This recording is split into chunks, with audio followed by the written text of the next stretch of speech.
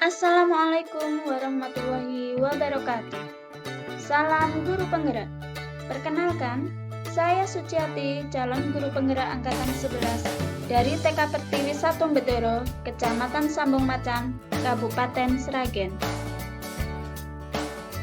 Di sini saya akan memaparkan tentang kesimpulan dan refleksi pemikiran Ki Hajar Dewantara dalam modul 1.1 koneksi antar materi.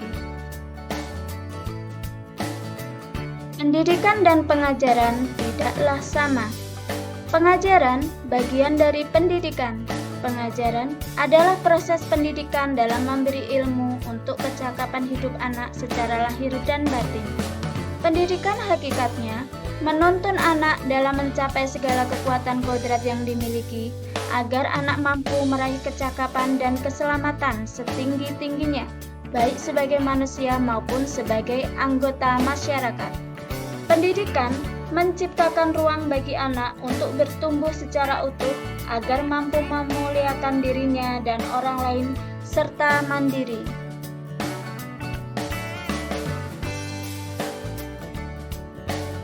Sebelum saya mempelajari modul 1.1, pembelajaran yang saya lakukan masih berpusat pada guru, di mana murid hanya sebagai objek pembelajaran saja. Saya hanya sebatas mentransfer materi pelajaran saja dengan menganggap ketuntasan dalam penyampaian materi lebih penting daripada memahami karakteristik murid. Di sini biasanya saya hanya melihat nilai murid dari aspek kognitif saja. Misalnya saat mereka mengerjakan soal berupa tugas atau penilaian harian, jika nilai murid sudah mencapai KKM dinyatakan bahwa pembelajaran sudah berhasil. Begitu sebaliknya. Sebelumnya pun saya tidak memperdulikan apakah murid sudah benar-benar paham dari apa yang saya ajarkan atau tidak, karena fokus utama saya adalah murid sebagai objek. Saya kurang memperhatikan apakah murid sudah benar-benar paham atas apa yang sudah saya ajarkan. Setelah saya mempelajari modul 1.1, pembelajaran yang saya lakukan, saya menyadari bahwa apa yang saya pikirkan dan saya lakukan selama ini tidaklah tepat. Seharusnya, saya melakukan proses pembelajaran secara menyeluruh, tidak hanya aspek kognitif saja, tetapi juga aspek psikomotorik, aspek spiritual, sosial, dan juga kultural. Murid harus memiliki pendirian pada porsinya, yaitu bukan sebagai objek pembelajaran, namun sebagai subjek pembelajaran. Yang berarti, siswa memiliki kebebasan berekspresi, mengemukakan pendapat, dan berkreasi sesuai dengan metode atau model pembelajaran dan media yang tepat, karena setiap anak itu memiliki karakter yang berbeda-beda. Saya sebagai guru harus menjadi tamong dan fasilitator dalam proses pembelajaran. Harus penuh kesabaran dengan segala keikhlasan dan ketulusan hati dalam mewujudkan pembelajaran yang menyenangkan dan berpusat pada siswa.